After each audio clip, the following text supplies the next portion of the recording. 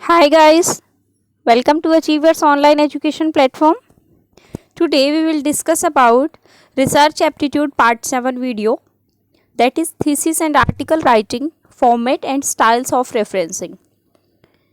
इस वीडियो में थीसिस के बारे में पढ़ेंगे हम बेटा कि थीसिस क्या होती हैं, कहाँ यूज़ होती हैं, आर्टिकल राइटिंग क्या है, आर्टिकल और थीसिस में क्या डिफरेंस होता है, जब हम रेफरेंसिंग लिखते हैं तो उसका क्या फॉर्मेट क्या स्टाइल होना चाहिए रेफरेंसिंग का, और रेफरेंसिंग के फॉर्मेट की रिक्वायरमेंट क्यों रहती है। रेफरेंसिंग के फॉर्मेट से हाल ही में क्वेश्चन पूछा गया था 2022 के अंदर, जो भी आपका भी 2022 में रिजल्ट आया, 2021 लास्ट के अंदर जो पेपर हुआ था आपका 2021 में क्वेश्चन पूछा गया था, तो हम उसको भी डिस्कस करने वाले हैं। तो चलिए हम स्टार्ट करते हैं। तो बेटा थीसिस राइटिंग क्या होती है? थीसिस क्या होती है? थीसिस एक डॉक्यूमेंट होता है। A thesis is a document written in spot of obtaining an academic degree और क्वालिफिकेशन।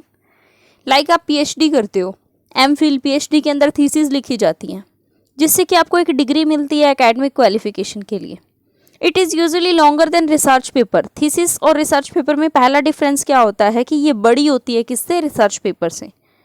और कंप्लीटेड कब होती है? नंबर ऑफ ईयर्स में। 4 से 5 साल लिख जाते हैं किसी पर्टिकुलर टॉपिक पे डेटा को कलेक्ट करने में, उस प्रॉब्लम को सॉल्व करने में, उसके बारे में थीसिस लिखने में। थीसिस क्या होती है? 200 से 250 पेजेस की होती है, जबकि रिसर्च आर्टिकल क्या आपका होता है? 4 से 5 पेज का एक रिसर्च आर्टिकल हो जाता है। समझ में आया? तो रिसर्च आर्टिकल छोटा होता है, यानी कि रिसर्च आर्टिकल बोल लो या रिसर्च पेपर बोल लो, और जो थीसिस होती है वो एक लॉन्गर ड्यूरेशन की जो प्रोसेस होती है। थीसिस को डेजर्टेशन बोलते हैं। Thesis is also called dissertation, is usually associated with post graduate studies, research और मास्टर्स डिग्री। जैसे कि आपने एमकॉम की है, एमकॉम के लास्ट सेम में आपको क्या देनी पड़ती है? डेजर्टेशन देनी पड़ती है। या एमफिल की है तो डेजर्टेशन यानी कि थीसिस सबमिट होती है एमकॉम की भी और पीएचडी लेवल पर भी, जहाँ पर एक सुपरवाइज़र होते हैं, प्रोफेसर होते हैं, एकेडमिशियन होते हैं, वो आपकी क्या करवाते हैं? अंडर द सुपरविज़न आप उनके काम करते हो और फाइनल सबमिट करते हो अपनी प्रॉब्लम की जो फाइनल रिपोर्ट है उसको। सुपरवाइजर क्या करते हैं? आपको overseas and guide the progress of thesis writing, कि आपको कैसे कैसे डेटा को लिखना है वो आपको गाइड करते हैं यहाँ। Thesis and a research paper both require the demonstration of extent academic research and the evidence of capacity for critical analysis. Thesis और research paper दोनों ही आपको क्या बताते हैं? academic research के बारे में बताते हैं।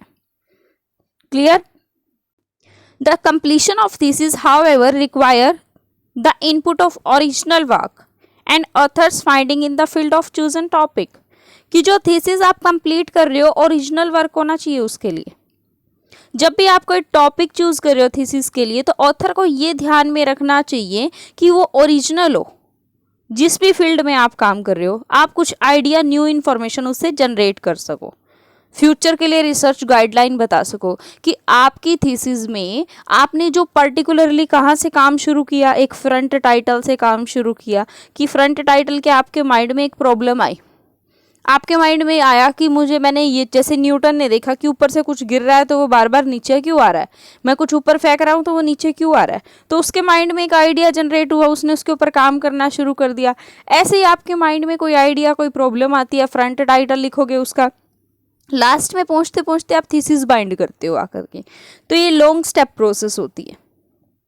तो format and style of thesis writing, thesis लिखते कैसे हैं? थीसिस आपको पता चल गया क्या होती हैं। अब लिखते कैसे हैं? सबसे पहले आता है फ्रंट मैटर। फ्रंट मैटर में लिखते हैं बेटा टाइटल पेज।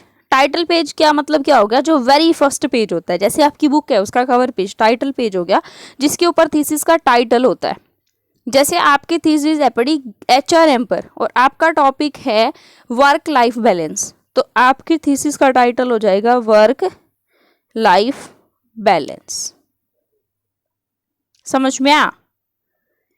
जो टाइटल है या जो टाइटल पेज है इंफॉर्मेटिव होना चाहिए, वो ऐसा टाइटल होना चाहिए कि जो आपके पूरे थीसिस के बारे में 2 ही शब्दों में, 4 शब्दों के अंदर पूरी थीसिस का वर्णन कर दे। यानी कि टाइटल कैसा होना चाहिए? इंफॉर्मेटिव होना चाहिए।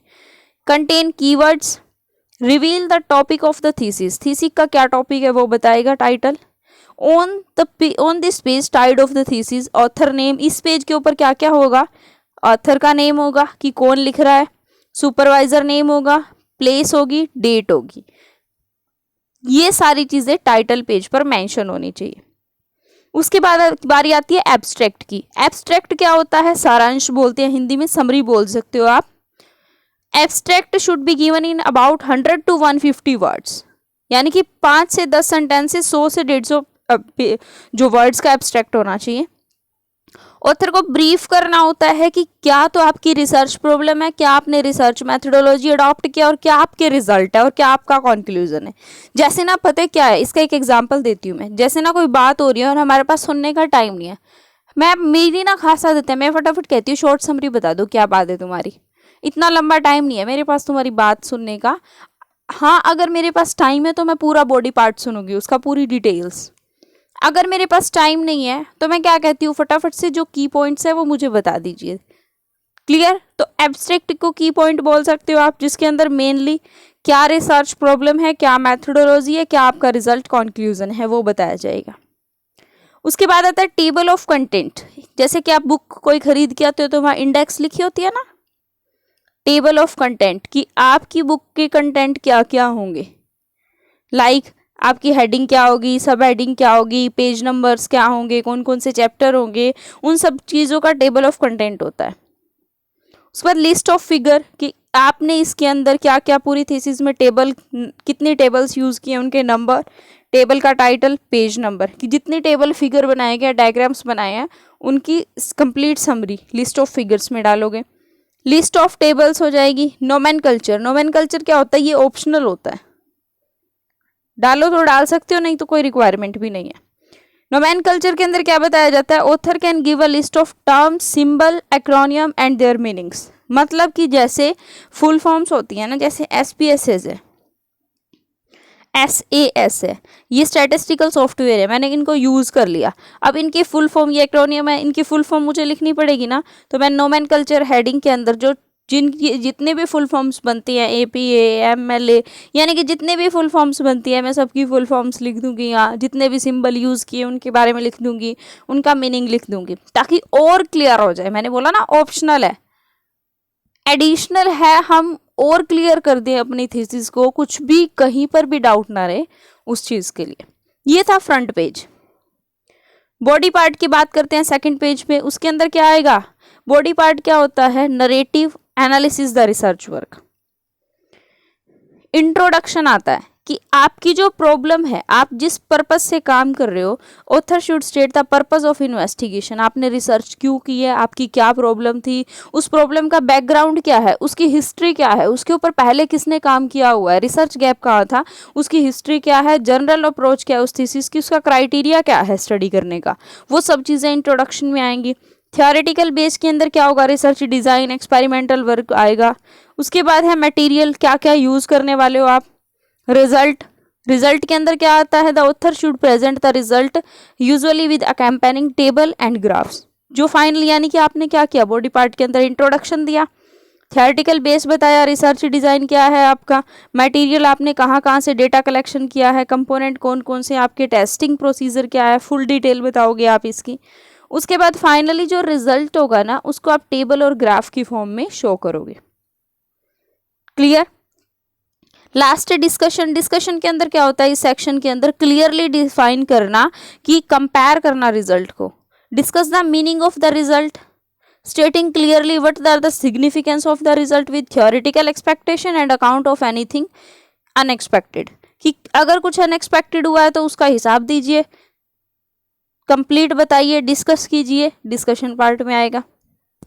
कंक्लूजन के अंदर क्या आएगा कि review the result in relation to the original problem, कि स्टार्टिंग में प्रॉब्लम क्या थी, आपने क्या उसका सॉल्यूशन बताया है। असेस करो, यानी कि इवेलुएट करो the success of the study in the light of criteria of success mentioned in the introduction part, कि आप यहाँ से डेटा कलेक्ट करोगे, आपका ये रिजल्ट आना चाहिए, आप ये मान के चल रहे हो, आपकी ये हाइपोथेसिस है, उसके अकॉर्डिंग आप लास्ट में कंपेयर करोगे कि क्या आपका रिजल्ट आया वैसा क्या नहीं आया। क्लियर? उसके बाद है रेकमेंडेशन, इसके अंदर ऑथर क्या करता है, रेकमेंड करता है फ्यूचर डायरेक्शन, कि यहाँ पर मैंने ये चीज़ तो फाइंड कर लिया, लेकिन अभी भी यहाँ मेरे अकॉर्डिंग इतना लंबा प्रोसेस करने के बाद, 4 से 5 साल इस डेटा पर काम करने के बाद, मेरे अकॉर्डिंग फ्यूचर में इसके ऊपर ये काम और हो सकता है। जैसे मैं मोटिवेशन की बात करूँ तो मोटिवेशन के अंदर सिर्फ जो थियोरीज आती है, कॉमर्स में मोटिवेशन के अंदर जो थियोरीज आती है, मैस्लो है या कोई भी ओल्ड थियोरीज हैं, अभी उसके अंदर टेम्पोरल डिस्काउंटिंग पर काम हो सकता है। जो कॉमर्स के बच्चे हैं वो समझ जाएंगे, बाकी घबराने की जरूरत नहीं है। टेम्पोरल डिस्काउंटिंग एक ऐसा ही वर्ड मैंने चूज़ किया है, मोटिवेशन का पार्ट है, जो कि एडवांस्ड स्टडी के अंदर यूज़ किया जाता है कि टाइम रिलेटेड मोटिवेशन कैसे हो सकती है।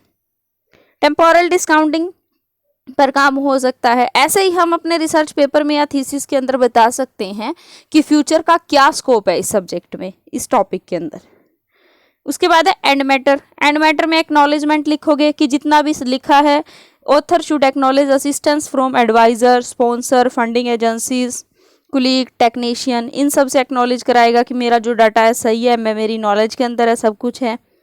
अपेंडिक्सिस, अपेंडिक्सिस के अंदर ये कोई ज़रूरी पार्ट नहीं है, not an essential part, but फिर भी ये लिखा जाता है। यहाँ पर क्या किया जाता है, appendices can consist of figure, table, map, photograph, computer program, example, interview question, sample questionnaire.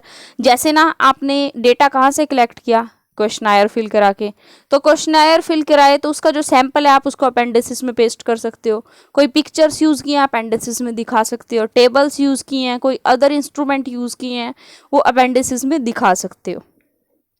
Bibliography क्या होती है बेटा, बिब्लियोग्राफी होती है कि जो लास्ट में आप रेफरेंसिंग देते हो ना अल्फ़ाबेटिकल लिस्ट के अंदर, ए के जितने भी आपने, ए नाम से जितना भी आपने डाटा कलेक्ट किया, बी नाम से जितना भी कलेक्ट किया, सी नाम से, डी नेम से, ए टू जेड आपने जितना भी डाटा जिस जिस सोर्स से कलेक्ट किया है उस सोर्स का वर्णन करना, उसको बोलते हैं बिब्लियोग्राफी। फुटनोट फॉर्मेट में लिखा जाता है इसको। क्लियर। रेफरेंसेस और बिब्लियोग्राफी में डिफरेंस होता है। बिब्लियोग्राफी होता है वेबसाइट, जर्नल, बुक्स, जिन जिन से आपने डाटा कलेक्ट किया है वो सब बिब्लियोग्राफी है। रेफरेंसेस क्या होता है, किसी के रिसर्च पेपर से आपने डेटा लिया और उस पर्टिकुलर रिसर्च पेपर की साइटेशन दे रहे हो, उस पर्टिकुलर ऑथर का नाम लिख रहे हो, दैट इज योर रेफरेंस। ये था थीसिस राइटिंग। अब बात करते हैं आर्टिकल राइटिंग की। आर्टिकल राइटिंग यानी कि research paper writing thesis writing से छोटा पार्ट है। छोटा नहीं कहूँगी मैं, बहुत छोटा कहूँगी। वहाँ पर डिटेल्ड होता है सब कुछ, ठीक है। यहाँ पर रिसर्च आर्टिकल क्या होता है कि इसका मेन एम क्या होता है, एक पर्टिकुलर टॉपिक के ऊपर इंफॉर्मेशन देना होता है आपको। इसका फॉर्मेट क्या होगा, वही टाइटल पेज होगा फ्रंट मैटर में। फ्रंट मैटर के अंदर जैसे थीसिस लिखी जाती है फॉर्मेट सेम है, बस उसके अंदर थोड़ा सा ज़्यादा हम डीप में एक्सप्लेनेशन करते हैं, इसमें बिल्कुल ब्रीफ में करना होता है। वही एब्स्ट्रैक्ट है, इंट्रोडक्शन है, मेथडोलॉजी है। टाइटल पेज यानी कि देखो यहाँ पर इंट्रोडक्शन किस में आ रहा है, फ्रंट मैटर के अंदर ही आ रहा है, वहाँ इंट्रोडक्शन बॉडी पार्ट में आ रहा था। तो टाइटल पेज होगा वही इंफॉर्मेटिव, टाइटल, कीवर्ड, टॉपिक के बारे में होगा, ऑथर का नेम होगा, सुपरवाइजर का नाम होगा, सारी चीज़ें वही, नेम, प्लेस, डेट। एब्स्ट्रैक्ट, उसका एब्स्ट्रैक्ट और इसके एब्स्ट्रैक्ट में भी डिफरेंस होगा, इसका एब्स्ट्रैक्ट छोटा होगा। The author of the article should state the research problem और कंक्लूजन के बारे में बताएंगे। बॉडी पार्ट, सॉरी ये मैं यहाँ देखना भूल गई थी कि यहाँ पर भी वही फ्रंट आएगा। आर्टिकल राइटिंग में जो फ्रंट मैटर होता है ना, उसमें सिर्फ दो ही चीज़ें हैं, टाइटल पेज और एब्स्ट्रैक्ट। वहाँ पर बहुत सारी चीज़ें थी। अगर मैं कंपेयर करना चाहूँ तो आप देख सकते हैं फ्रंट पेज में एब्स्ट्रैक्ट था, टेबल ऑफ कंटेंट था, लिस्ट ऑफ फिगर है, लिस्ट ऑफ टेबल है, नोमेनकल्चर है। लेकिन यहाँ पर क्या है, यहाँ पर देखिए आप लोग,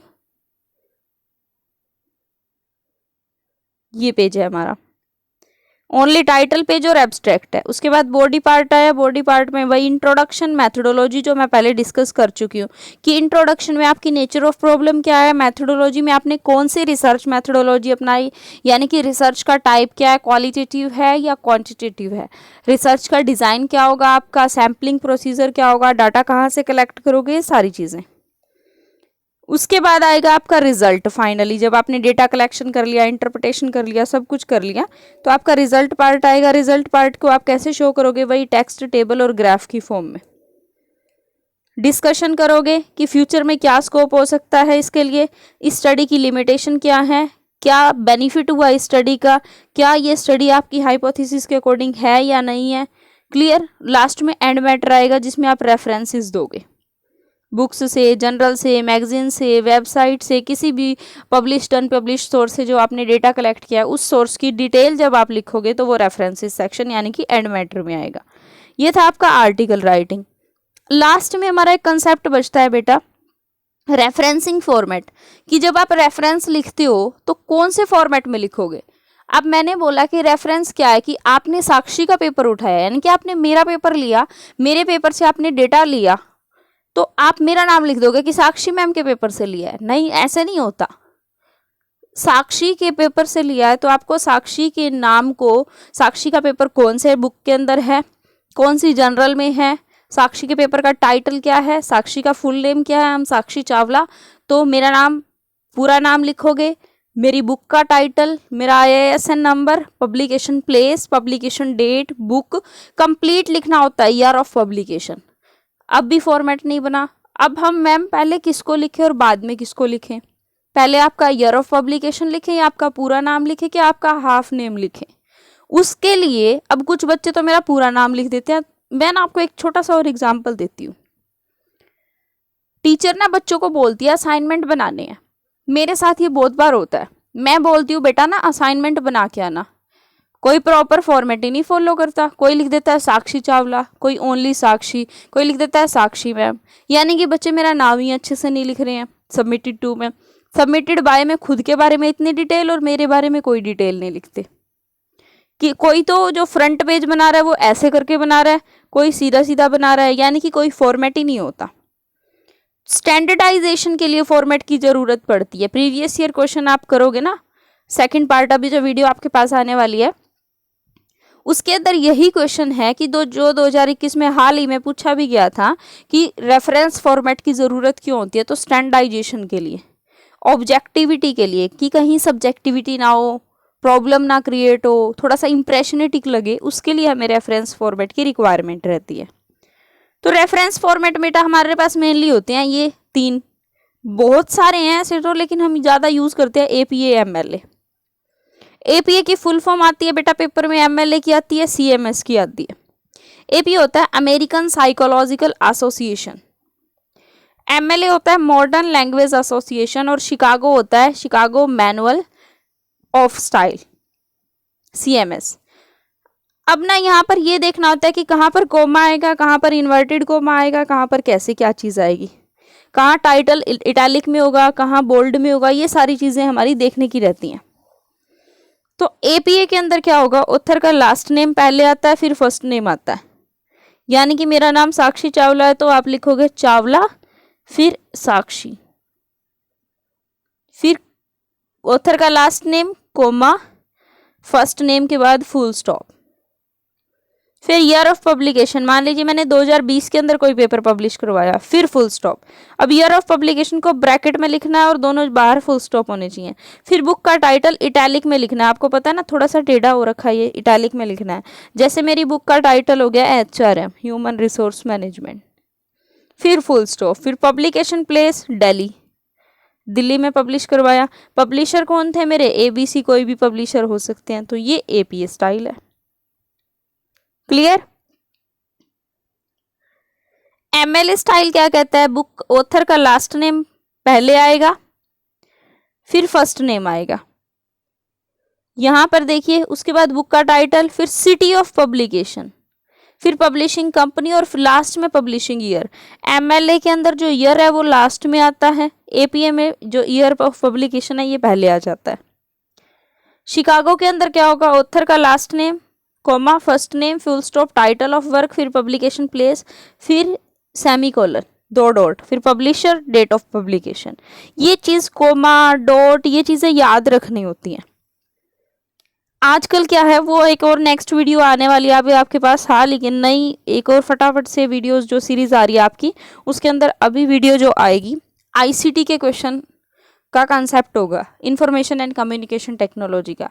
वहाँ मैं आपको बताऊंगी कि इनको कंप्यूटर के थ्रू कैसे यूज़ किया जाता है साइटेशन लिखते वक्त। क्लियर। अभी के लिए देखिए APA और MLA स्टाइल का डिफरेंस क्या है। एपीए सोशल साइंस में यूज किया जाता है, एमएलए ह्यूमैनिटीज में यूज किया जाता है। एपीए में टाइटल क्या होता है, इटैलिक में होता है। एमएलए में टाइटल अंडरलाइंड के अंदर होता है। और ऑल मेजर वर्ड क्या होते हैं, कैपिटल लेटर में होते हैं। लेकिन इसमें कहता है कि नेसेसरी वर्ड को ही कैपिटल लेटर में लिखना है, लेकिन ये कहता है कि जितने भी वर्ड है मेजर, ज्यादा से ज्यादा वर्ड कैपिटलाइज्ड होने चाहिए। तो आपका जो प्रीवियस ईयर वीडियो 2 क्वेश्चन वाली सीरीज आएगी, उसके अंदर ये क्वेश्चन गिवन है कि एपीए की क्या कैरेक्टरिस्टिक्स होती है। तो उसमें एक ये बात भी है कि जो टाइटल है वो किस में होना चाहिए, इटैलिक में होना चाहिए। Clear. Only the last name of the author is used. यहाँ पर ऑथर का पूरा नाम यूज किया जाता है, यहाँ पर ओनली ऑथर का लास्ट नेम। जैसे चावला, एस डॉट लगा दो, साक्षी की जगह एस डॉट कर दो, लास्ट नेम यूज कर रहे हैं हम। Clear. Commas are used for in text citation के लिए, इसमें कोमा यूज किए जाते हैं, इसमें कोमा यूज नहीं कर रहा है एमएलए के अंदर। ठीक है, तो ये था हमारा आज का कंसेप्ट। आई होप आपको अच्छा लगा होगा। पसंद आए तो वीडियो को एक बार फीडबैक ज़रूर देना वीडियो की मुझे, ताकि मुझे भी पता चले कि आप लोगों को अच्छा लग रहा है ये कंसेप्ट। इसकी प्रैक्टिस ज़रूर करना। पीएम गुरु नाम की साइट है, वेबसाइट है, इसके ऊपर आपको प्रीवियस ईयर क्वेश्चन 2012 से लेके 2020-21 तक के मिल जाएंगे।